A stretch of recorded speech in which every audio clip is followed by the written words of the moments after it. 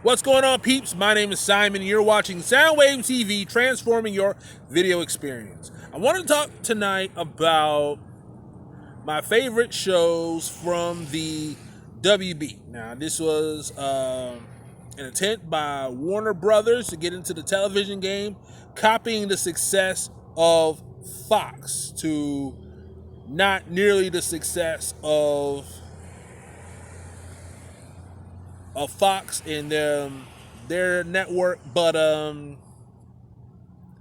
they did put out some good shows on their prime time, and I'm trying to think here. And a lot of shows were like decade defining, sometimes generation defining shows. And I'm just going to give you 10 of my personal favorites from 10 to 1. All right.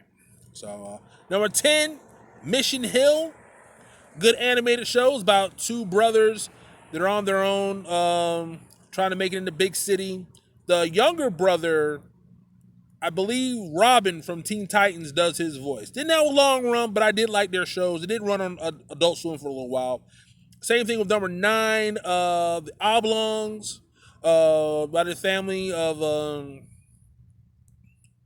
people with physical deformities. And Gene Smart plays the mama, and Will Ferrell plays the daddy. You know, he got no arms, got no legs, but he still gets around. And he's such a upbeat attitude. You know, you can't just help root for the guy. Like I think, I'm trying to think here. They kind of remind me of Bob's Burger, a family with a lot of issues, but you know, you love them just the same. All right, number 8, Unhappily Ever After. I believe I'm trying to think here, the baby brother.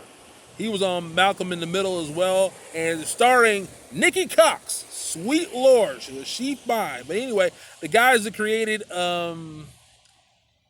Married with Children also did Unhappily Ever After. If you notice, there's a very similar setup to both shows. Like one of them's got a thing that's talking that shouldn't be talking. Like Unhappily Ever After had a rabbit, and whereas Married with Children had a talking dog. So there you go. Anyway, keeping with the foundation shows for the WB, of course, you had Unhappily Ever After. You also had The Parenthood, starring Robert Townsend and Faison Love. You know, Big Worm. You know, he plays a neighbor, best friend of Robert Townsend's character, and also Reagan Gomez.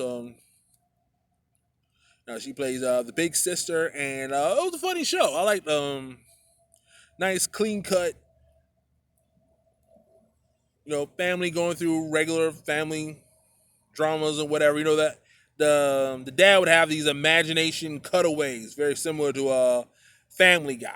So there you go. Anyway, number 6, Sister Sister. You know, they started out on ABC, but most of their run, I believe, was on the WB. Of course, you know, Tia and Samara Mowry. Again, you also got Jackie, so there's no shortage of eye candy. And it was also a funny show. Of course, you know, you got Marcus Houston playing Roger and Tim Reed as Ray. I always thought it was a funny show, and it had a good progression from believe middle school, high school, all the way through college. So there you go.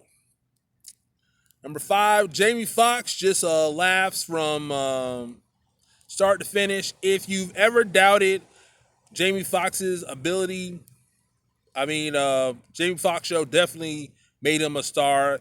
He wasn't just living off In Living Color. He was definitely going with his own style. So there you go. Also, Steve Harvey. Also, you know, him and Cedric, comedy duo, work really, really well off each other. Star-making vehicle for Wendy Raquel Robinson, who would go on to do The Game.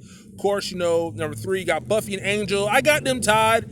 Kind of the same show, same setup, you know. Vampires wanted to take over the world. A lot of relationship drama. They had the same time slot, utilized the same characters. So, yeah, Buffy and Angel were always some of my favorites. And then, of course, you got number 2, Smallville, you know, the early days of Clark Kent.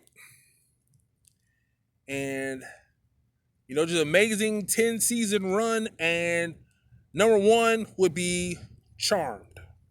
I think that was a really good show. I believe most of the 98 to 2006, so a good chunk of the WB's run. Aaron Spelling had a brainchild. Hey, let's take Charlie's Angels, but give them magic powers. So there you go. Anyway, those were my favorite shows from the WB. Did you have a favorite memory or show from the WB? Put it in the comments down below. Of course, I didn't watch it a lot, but I also got to shout out Seventh Heaven, an amazing 11-season run. Anytime you can keep the lights on for a decade, you're doing something special. But anyway, put in the comments down below your favorite. Hit that subscribe button. Hit that notification bell to find out about future videos. Until next time, this is Soundwave signing off. Peace.